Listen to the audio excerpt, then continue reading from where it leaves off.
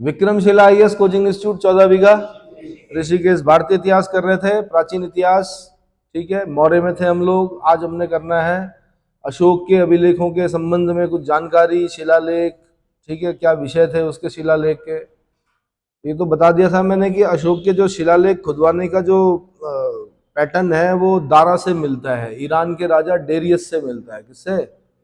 Darius से मिलता है। दारा या दारे बहू, हिंदी में क्या बोलते थे उसका नाम? दारे बहू।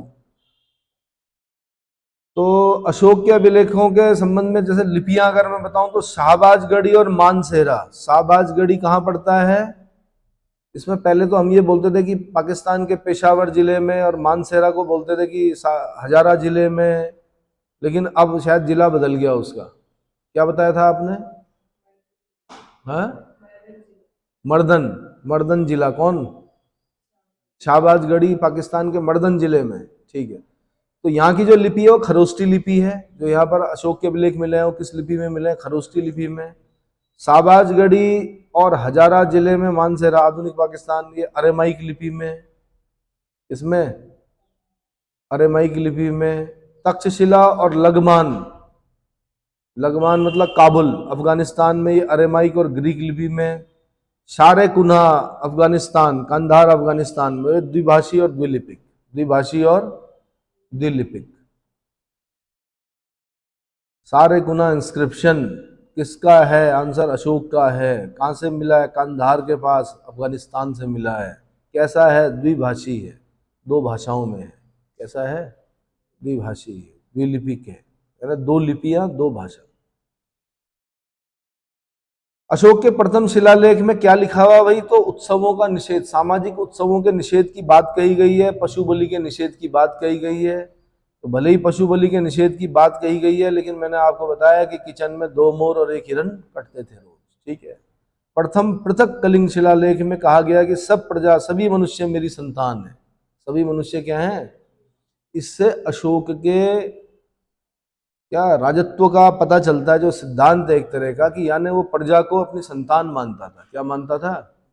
प्रजा को क्या मानता था? संतान मानता था। तो प्रथम पृथक कलिंग शिलालेख में कहा उसने कि सभी मनुष्य मेरी संतान है, यानी सभी प्रजा मेरी संतान है। जिस प्रकार मैं अपनी संतान के लिए इहलौकिक और पारलौकिक, यानी इस लोक और परलोक में कल्याण की कामना करता हूं, उसी प्रकार अपनी प्रजा के लिए भी करता हूं। तो प्रथम पृथक शिलालेख कलिंग, कलिंग लेख भी बोलते हैं इसको। ठीक है।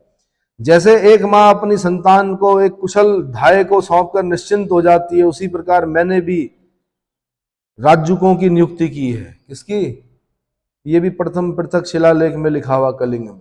इसमें लिखा हुआ प्रथम पृथक शिलालेख कलिंग। अब द्वितीय शिलालेख, द्वितीय शिलालेख में क्या लिखा हुआ? उसने लिखा हुआ चेर, केरल पुत्र, चेर, चोल, पांड्य। ये हमने बाद तक पढ़ने, भाई संगम जब हम पढ़ रहे होंगे चेर चोल पांड्यों के बारे में पढ़ना। तो अशोक के समय में भी आपको क्या दिखते हैं? चेर, जिनको कि केरल पुत्र बोलते हैं, चोल, पांड्य, सतीय पुत्र और ताम्रपर्णी श्रीलंका के बारे में उल्लेख कर रखा। किसने? द्वितीय शिलालेख में अशोक ने। दूसरा, उसने पशु चिकित्सा और मानव चिकित्सा और लोक कल्याणकारी कार्य के बारे में लिखा हुआ है। इसके बारे में तो चोल, चेर, पांड्यों का उल्लेख अपने किस शिलालेख में करता है अशोक? आंसर द्वितीय शिलालेख में करता है। किसमें करता है? तो ऐसे ही बोल सकते हैं चेर, चोल, पांड्य, सतीय पुत्र, ताम्रपर्णी। ताम्रपर्णी किसको बोल रहा है? श्रीलंका को बोल रहा है। ठीक है। चेरों का जो चिन्ह था वो था धनुष, तीर धनुष। चोलों का जो चिन्ह था वो था शेर, आगे चल के पढ़ेंगे हम। और पांड्यों का जो चिन्ह था, राज चिन्ह होता है ना, मछली। पांड्यों का राज चिन्ह क्या था? मछली। और ये वाले चोल नहीं है, अभी आगे पढ़ेंगे हम चोल। उत्तरवर्ती चोल पढ़ते हैं हम, जिसमें हम किसका नाम पढ़ते हैं? राज फर्स्ट, राजेंद्र चोल ऑब्लिक पंडित चोल। अरे आगे चल के हम लगभग 1000 एडी के आसपास, 700, 800, 900, 900 एडी, 1000 एडी के आसपास फिर चोल पढ़ेंगे। उनको बोलते हैं बाद के चोल। ये है पुराने चोल। किसके समय के? अशोक के समय के। तो उसमें हमने 2 राजा पढ़ने खास। कौन कौन से? राज फर्स्ट, जिसने वृद्धेश्वर टेम्पल बनाया, राजेश्वर मंदिर बनाया। कहाँ पर? तंजौर में, जिसको कि द्रविड़ शैली का उत्कृष्टतम नमूना बोला जाता है। और दूसरा हम पढ़ेंगे राजेंद्र चोल, जिसको पंडित चोल भी कहा जाता है। वो बाद के चोल है, ये पुराने अशोक के समय के चोल है। ठीक है, चेर चोल पांडे समझ में आ गया। द्वितीय शिलालेख, और क्या कहा उसने द्वितीय शिलालेख में? पशु चिकित्सा, मानव चिकित्सा, लोक कल्याणकारी कार्य की बात की गई है। तीसरे शिलालेख में उसने महामात्रों अर्थात पदाधिकारियों के 12 वर्ष बाद अर्थात 13वें वर्ष युक्त राज्य और प्रादेशिक के प्रति 5वें वर्ष दौरे का आदेश, यानी युक्त राज्यों और प्रादेशिकों का उल्लेख कहां पर करता है? तीसरे शिलालेख में करता है, तृतीय शिलालेख में करता है, जिसमें मैंने बता दिया आपको कि प्रादेशिक सबसे बड़ा है, प्रदेष्टा या प्रदेष्टि भी बोलते हैं जिसको, उससे नीचे राज्युक है, उससे नीचे क्या है? युक्त है। ठीक है, और दूसरी बात ये करता है इसमें अल्प पाप और अल्प संग्रह की बात करता है तृतीय शिलालेख में, पाप नहीं करने हैं, संग्रह नहीं करना है। चतुर्थ शिलालेख में कहता है कि अशोक ने धम्माचरण के से भेरी घोष के धम्म घोष में बदलने का उल्लेख करता है। इसने बोला कि भेरी घोष, दरअसल जो भेरी बस्ती है वो युद्ध में बसती है। क्या बसती है? युद्ध से पहले एक बाजा बजाया जाता था जिसको क्या बोलते थे? भेरी घोष। इसने क्या किया? धम्म घोष करवाया। किसने? अशोक ने। क्या करवाया? धम्म घोष, यानी अशोक के धम्माचरण से भेरी घोष के धम्म घोष में बदलने का उल्लेख मिलता है किसमें? चौथे अभिलेख में। पांचवें में उसने धम्म महामात्रों की नियुक्ति का और कार्यों का उल्लेख कर रखा है। ठीक है, मौर्यकालीन समाज और वर्ण व्यवस्था का उल्लेख कर रखा है। डिटेल में तो बहुत ज्यादा है पढ़ने के लिए, हल्का हल्का बता रहा हूं मैं। 11वां शिलालेख जो है धम्म विजय की विशेषताओं का वर्णन करता है 11वें शिलालेख में। 5वें से सीधे 11वें में आ गया मैं। 12वें शिलालेख में धार्मिक सहिष्णुता की नीति का उल्लेख करता है। धार्मिक सहिष्णुता की नीति का उल्लेख कहां पर करता है? आंसर 12वें शिलालेख में करता है। 13वें शिलालेख यानी पृथक शिलालेख में कलिंग युद्ध का वर्णन करता है। नंबर 1 जो सबसे ज्यादा बार पूछा गया प्रश्न है, कलिंग युद्ध का वर्णन कहां पर करता है? आंसर 13वें शिलालेख में। कलिंग युद्ध कब हुआ? उसके राज्याभिषेक के 8वें वर्ष हुआ। 269 बीसी में उसका राज्याभिषेक हुआ था। 8 घटा दो, 261 बीसी में क्या हुआ? कलिंग युद्ध हुआ। क्या हुआ? कलिंग युद्ध हुआ। ठीक है, 5 सीमांत यूनानी राजाओं के नाम जहां अशोक ने अपने धर्म प्रचारक भेजे थे उनका नाम देता है एंटियोक सीरियाई नरेश। सीरिया के राजा अंतियोक का नाम देता है, यानी ये एंटियोकस है। कौन है? एंटियोकस। नंबर दूसरा नाम देता है तुरमई, मिस्र के नरेश, मिस्र नरेश तुरमई का नाम देता है। ये कौन है? टॉलमी है। कौन है? Ptolemy. Philadelphus first, Ptolemy Philadelphus second, नाम सुना है? ठीक है, उसके बाद अत्तिकनी का नाम देता है मैसिडोनिया के राजा, मैसिडोनिया नरेश अत्तिकनी का नाम देता है। ऐसे ही मग का नाम देता है एपिरस का राजा। कौन? मग। ऐसे ही सीरिन का राजा अलेक्सुंदर, अलेक्सुंदर अलेक्जेंडर। अब ये कौन सा अलेक्जेंडर है? वो वाला अलेक्जेंडर नहीं है, ये दूसरा अलेक्जेंडर है, अलेक्सुंदर। कहाँ का? सीरिन का राजा। इतना समझ में आ गया। साथ में आठविक राज्यों का उल्लेख करता है। ये आठविक मतलब जंगली राज्य जो थे उनका उल्लेख करता है किसमें? 13वें शिलालेख। क्लियर हो गया? अरे मोटे मोटे प्रश्न बनेंगे भाई। अगर पूछा युक्त राज्य प्रादेशिक का उल्लेख कहां करता है, तब क्या बोलोगे? तीसरे शिलालेख में। बोलेगा धम्म महामात्रों की नियुक्ति का उल्लेख कहां करता है, तब आपने बोला 5वें शिलालेख में। जब बोलेगा चोल चेर पांड्या का उल्लेख कहां करता है, तब क्या बोलोगे? दूसरे शिलालेख में। कलिंग युद्ध का वर्णन कहां करता है? 13वें शिलालेख में। कलिंग युद्ध का वर्णन कहां करता है? यवन राजाओं के जहां उसने अपने धर्म प्रचारक भेजे, यानी एंटियोक तुरमई, यानी एंटियोकस, टॉलमी, अत्तिकनी, मग और अलेक्जेंडर का उल्लेख कहां पर करता है? 13वें शिलालेख में। आठविक राज्यों का उल्लेख कहां करता है? 13वें शिलालेख में। धार्मिक सहिष्णुता की नीति का उल्लेख कहां पर करता है? सहिष्णुता बोलते हैं टॉलरेंस। क्या बोलते हैं? टॉलरेंस, रिलीजियस टॉलरेंस, यानी धार्मिक सहिष्णुता की नीति का उल्लेख कहां पर करता है? 12वें शिलालेख में। कहां पर? धम्म विजय की विशेषताओं का वर्णन कहां पर करता है? 11वें शिलालेख में। कहां पर बोलता है कि भेरी घोष को धम्म घोष में बदल दिया मैंने? भेरी घोष को धम्म घोष में बदल दिया, चौथे शिलालेख में। कहां पर बोलता है कि पशु बलि का निषेध होना चाहिए? प्रथम शिलालेख में। कहां पर बोलता है सामाजिक उत्सवों का निषेध करो? आंसर प्रथम शिलालेख में। देखो ना, बिफोर क्राइस्ट में भी राजा बोल रहा है। क्या बोल रहा है? कि सामाजिक उत्सवों का निषेध करो भाई, बहुत ज्यादा ये धूम धड़ाका सही नहीं है, गरीब आदमी मर जाता है, इसमें पिस जाता है। क्योंकि गरीब का बच्चा ही बोलता है कि मेरी शादी में भी ऐसे होना चाहिए। कैसे? आपने तो कर दिया, आपके पास तो एक्स्ट्रा था, आप तो कई हजार करोड़ के क्या थे, मालिक थे, पता नहीं कौन कौन आ गए आपके यहाँ डांस करने, गाने गाने। समझ रहे होंगे मैं किस तरफ बोल रहा हूँ, है ना? कई कई कई करोड़ों रुपए दे दिया आपने सिर्फ कुछ डांस करने के लिए, कुछ गाना गाने के लिए। सारे फिल्म स्टार बुला दिया आपने, क्या करने के लिए? खाना बांटने के लिए, ये बताने के लिए कि देखो हमारे यहाँ क्या। गरीब क्या करेगा भाई?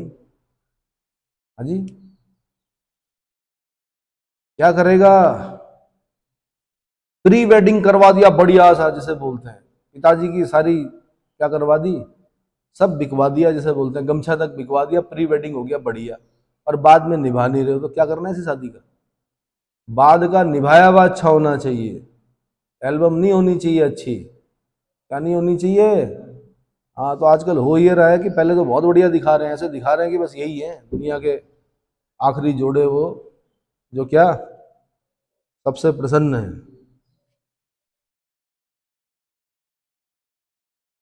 तो उम्मीद है इतना समझ में आ गया होगा भाई। एक शहंशाह ने बना के ताजमहल, कुछ है ना, एक गाना है ऐसा कि गरीबों के प्रेम का मजाक उड़ाया उसने। शहंशाह ने क्या बनाया? ताजमहल। तो गरीबों गरीबों के प्रेम का क्या हो गया? मजाक उड़ गया एक तरह से। सभी पंथों के मध्य आत्म नियंत्रण और मन की पवित्रता होनी चाहिए। ये कहाँ लिखा हुआ? 7वें शिलालेख में कह रहा था। कहाँ?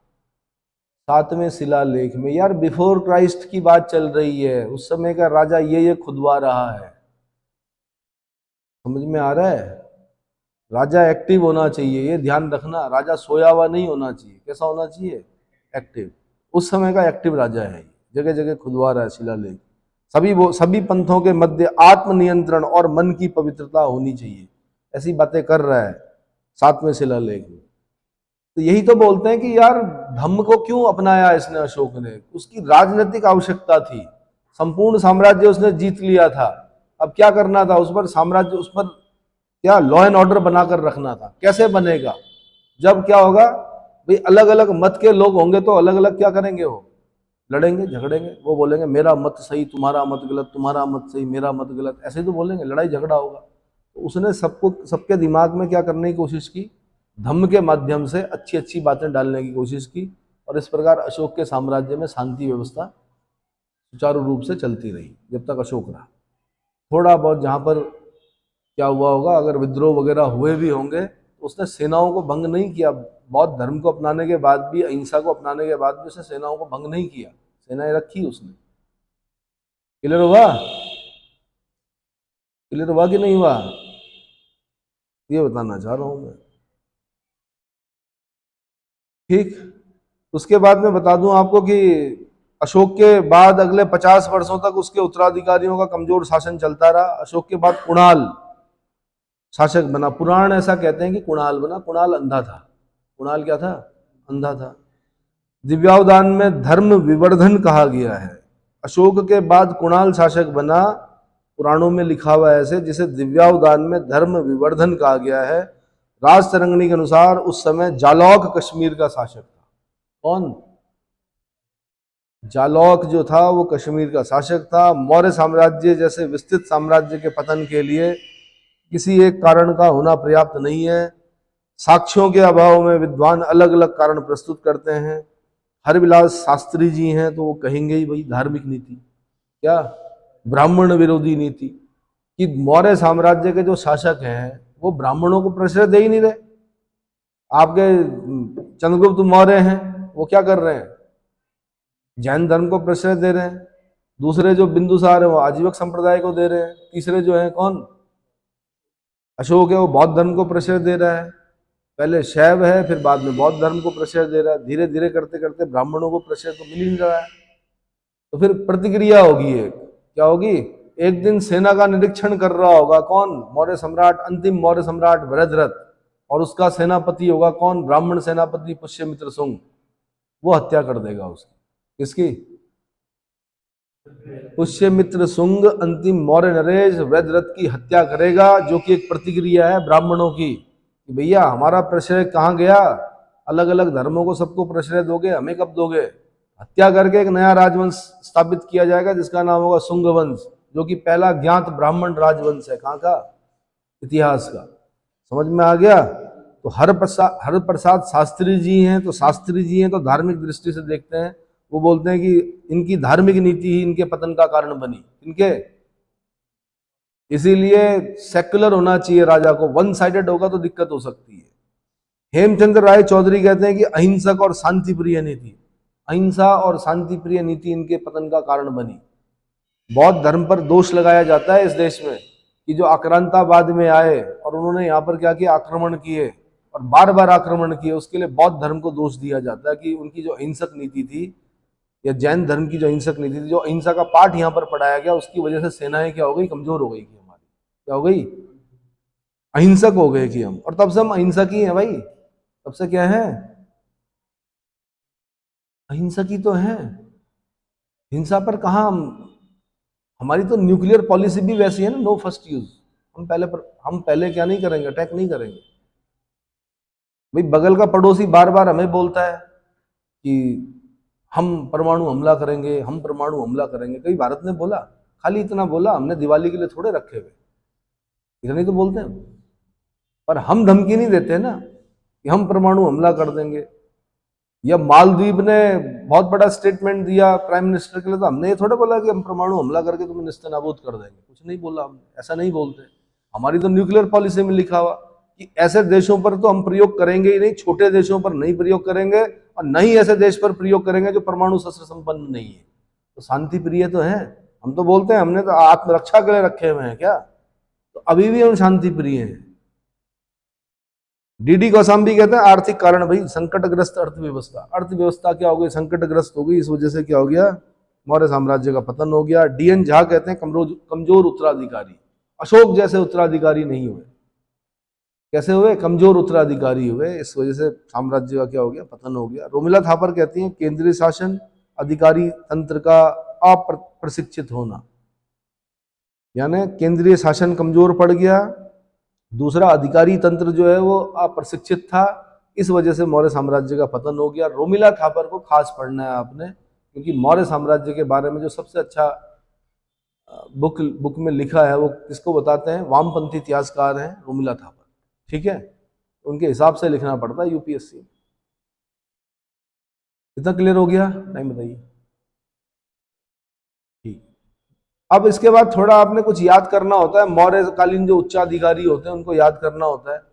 मंत्री आपको पता ही है, प्रधानमंत्री। पुरोहित आपको पता है, पुरोहित जो होते हैं वो क्या, सेनापति, यहां तक तो पता होता है, युद्ध विभाग का मंत्री, युवराज, राजा का उत्तराधिकारी। अब जो मेन जो क्वेश्चन बनते हैं वो समाहर्ता, सन्निधाता।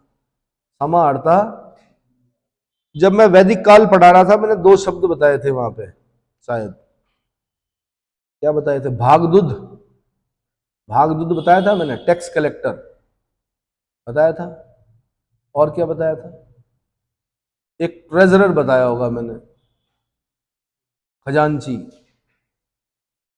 ऐसे ही यहां पर याद करना आपने, समाहर्ता राजस्व विभाग का प्रधान, वित्त मंत्री यानी टैक्स कलेक्टर, सन्निधाता यानी राजकीय कोषाध्यक्ष यानी ट्रेजरर, यानी ट्रेजरी बोलते हैं सरकारी धन जहां पर रहता है।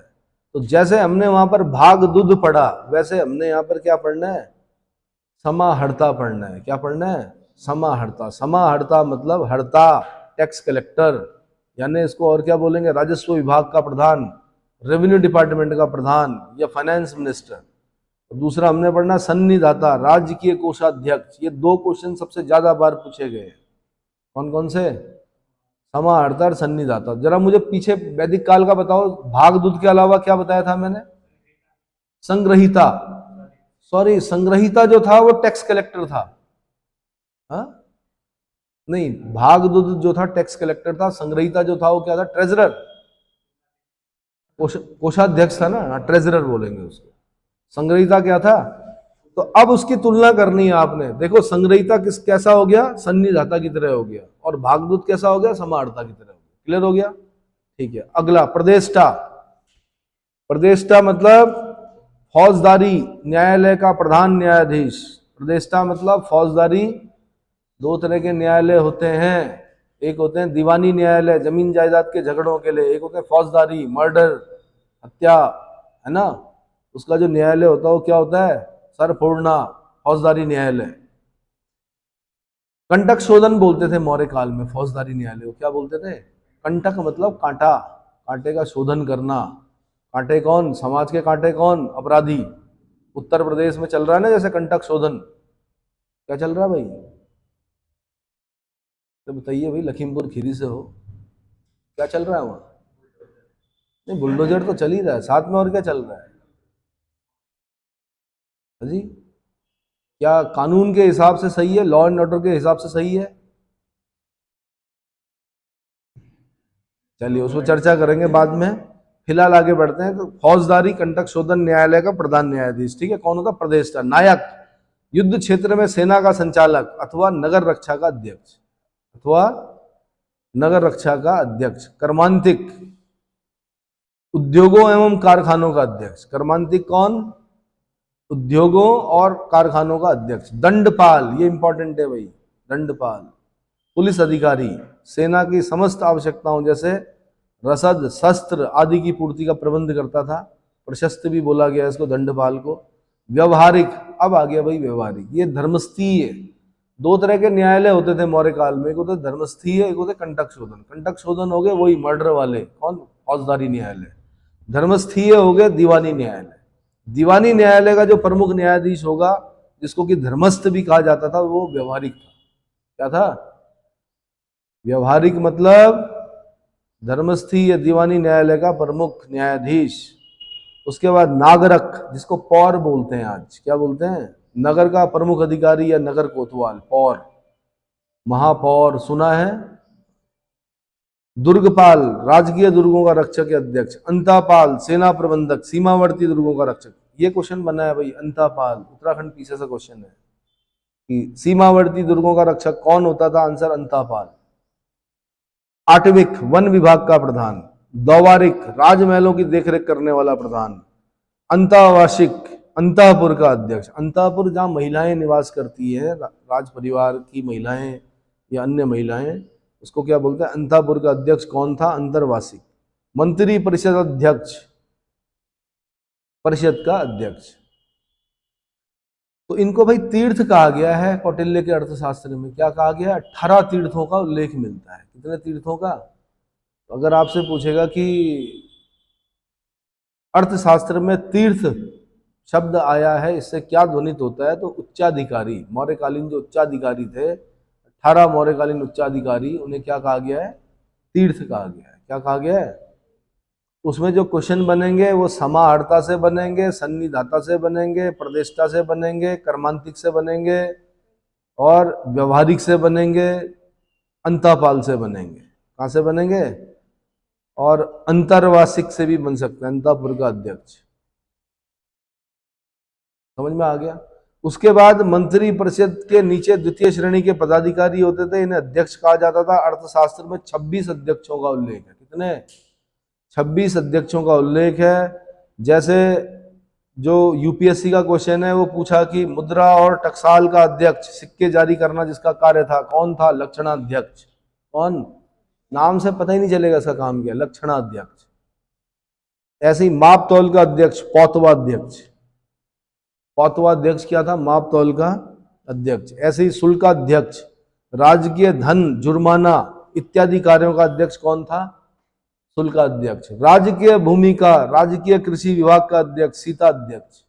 सीता जो थी वो राजकीय भूमि को बोलते थे, किसको, सीता, हल से बनी हुई लकीर को भी बोला है हमने पहले, वैदिक उत्तर वैदिक काल में पढ़ा है शायद कहीं पर। सीता, हल से बनी हुई, जो कूड़ा होता है ना जब हल लगता है, तो उसको बोलते हैं सीता। ठीक है, सीता अध्यक्ष, राजकीय कृषि विभाग का अध्यक्ष या राजकीय भूमि का अध्यक्ष। अकराध्यक्ष, खानों का अध्यक्ष। विविताध्यक्ष, चारागाहों का अध्यक्ष। चारागाहों का नाम से पता चल रहा है, विविताध्यक्ष चारागाह का अध्यक्ष होगा, तो इसीलिए क्वेश्चन बनेंगे वहां से। 28-26 पढ़ने के लिए नहीं कह रहा हूं, मोटे मोटे जो बता रहा हूं उसको पढ़ लो। पण्याध्यक्ष, व्यापार वाणिज्य का अध्यक्ष। पण्य मतलब व्यापार वाणिज्य, पण्याध्यक्ष व्यापार वाणिज्य का अध्यक्ष। नवाध्यक्ष, नौसेना का अध्यक्ष। सुनाध्यक्ष, बूचड़ खाने का अध्यक्ष, है ना। सुनाध्यक्ष मतलब बूचड़ खाने का अध्यक्ष। संस्थाध्यक्ष, व्यापारिक मार्गों का अध्यक्ष। संस्थाध्यक्ष मतलब व्यापारिक मार्गों का अध्यक्ष। गणिकाध्यक्ष, वेश्याओं का निरीक्षक। लक्षणाध्यक्ष, सॉरी लवणाध्यक्ष, नमक अधिकारी। मुद्राध्यक्ष, पासपोर्ट विभाग का अधिकारी। महा महामात्रा महामात्रापसरण, गुप्तचर और खुफिया पुलिस का सूचना विभाग। महामात्यापसर्प भी बोलते हैं इसको। अधिकारी जो है वो क्या है, महामात्यापसर्प और महापात्रापसरण, ये दोनों जो है वो किसके लिए शब्द यूज किया गया, गुप्तचर और खुफिया पुलिस और सूचना विभाग के लिए। ऐसे सूत्राध्यक्ष, सूत्राध्यक्ष मतलब कपड़ा बुनने के उद्योग का संचालन करने वाला, ठीक है। प्रशास्ता, प्रशास्ता मतलब राजकीय आज्ञाओं को लिपिबद्ध करने वाला अधिकारी कौन था, प्रशास्ता। तो 26 में से 16 पढ़ लो, 16 में से क्वेश्चन बनते हैं आपके, ठीक है। बाकी मौर्य काल में उत्तरापथ की राजधानी तक्षशिला थी, दक्षिणापथ की राजधानी सुवर्णगिरी थी, अवंती राष्ट्र की राजधानी उज्जैनी थी, कलिंग की राजधानी तोसली थी और प्राची यानी मध्य देश की राजधानी पाटलिपुत्र थी। ये 5 ये याद करने हैं आपने, मैच करने के लिए आएंगे। कौन कौन से, उत्तरापथ की तक्षशिला, दक्षिणापथ की सुवर्णगिरी, अवंती राष्ट्र की उज्जैनी, कलिंग की तोसली। वैसे तो जौगढ़ भी है, 2 राजधानियां हैं कलिंग की, बट तोसली याद रखनी है आपने। और प्राची यानी मध्य देश की पाटलिपुत्र। तो प्राची आप समझ में आया आपके कि मध्य देश होता है इसका मतलब। वैसे पूर्व भी बोलते हैं, प्राच्य मतलब पूर्व, क्या बोलते हैं, ठीक है भाई, इतना काफी है। अब इसके बाद मैं बताऊंगा मौर्य प्रशासन। वैसे मैंने हल्का हल्का स्टार्ट कर दिया, लेकिन उसको भाषा देनी है, ठीक है। तो ये इंपॉर्टेंट है, अब इससे आगे हो।